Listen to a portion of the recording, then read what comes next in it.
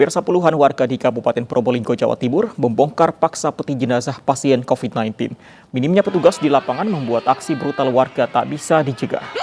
Ya Allah. Inilah aksi bongkar peti jenazah yang terjadi di Desa Tigasan Wetan, Kecamatan Leces, Probolinggo, Jawa Timur. Dengan brutal, puluhan warga membongkar peti jenazah almarhum Saidah dan menolak pemakaman dengan protokol COVID-19. Diketahui Saidah meninggal di RSUD Tongas pada Minggu siang dan dinyatakan positif COVID-19.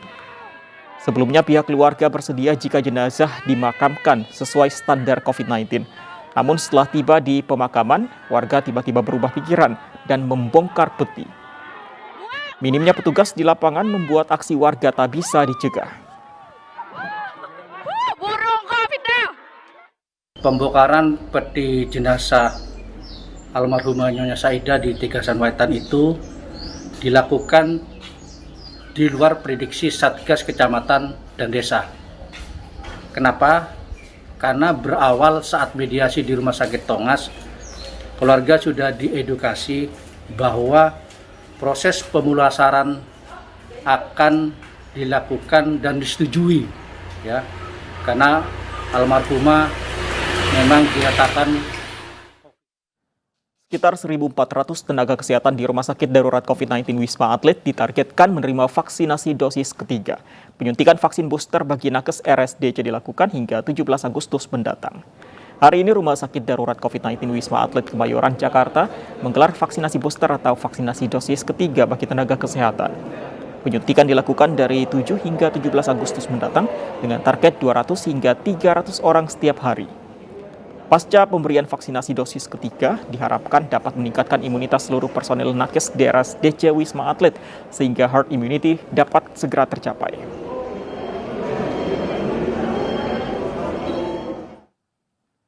Pemirsa, ratusan monyet di objek wisata Cipanas Gunung Galunggung, Kabupaten Tasikmalaya, Jawa Barat menyerang kios dan menjarah dagangan. Akibatnya sejumlah pedagang merugi hingga jutaan rupiah.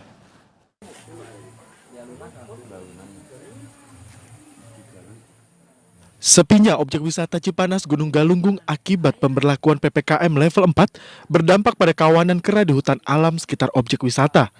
Kawanan kera yang kelaparan ini lantas menyerang kios pedagang dan menjarah isinya. Padahal, kios para pedagang ini tengah tutup akibat pembatasan aktivitas.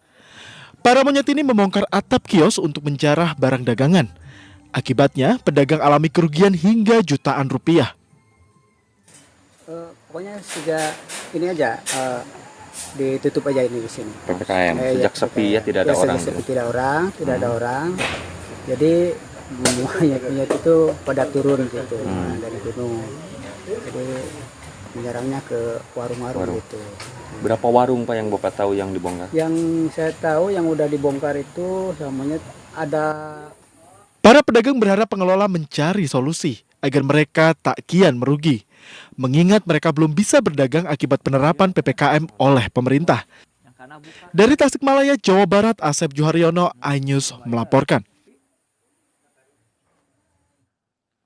Kita ke informasi lain, pemirsa. Babinsa Koramil Tembagapura bersama warga distrik Tembagapura, Timika, Papua mengibarkan bendera merah putih guna menyambut Hari Ulang Tahun Republik Indonesia ke-76.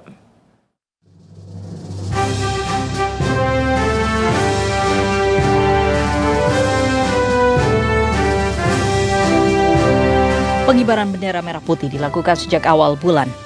Ya, di bulan penuh kemerdekaan, bulan Agustus. Selain mengibarkan bendera merah putih di halaman rumah warga dan perkantoran, juga dilakukan di sepanjang jalan dan di bukit.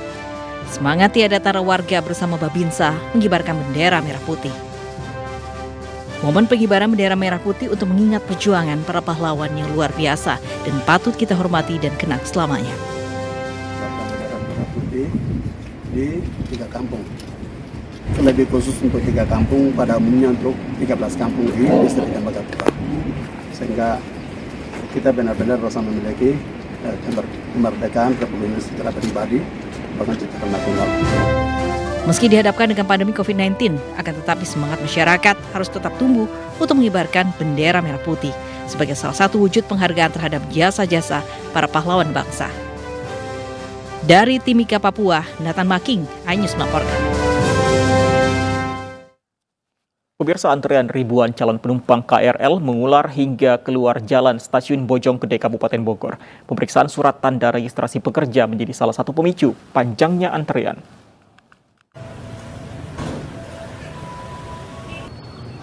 Inilah antrean panjang calon penumpang KRL di Stasiun Bojonggede, Kabupaten Bogor, Jawa Barat pagi tadi.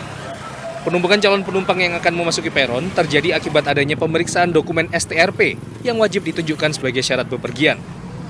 Ironisnya, penegakan aturan di tengah PPKM level 4 ini justru memicu kerumunan. Apalagi calon penumpang banyak yang tidak tertib dan patuh prokes, termasuk menjaga jarak aman. Terkait adanya antrian ini seperti apa tanggapan? Ya, ini sebenarnya perasaan nggak enak juga ya, soalnya kan tiap hari kayak digini terus.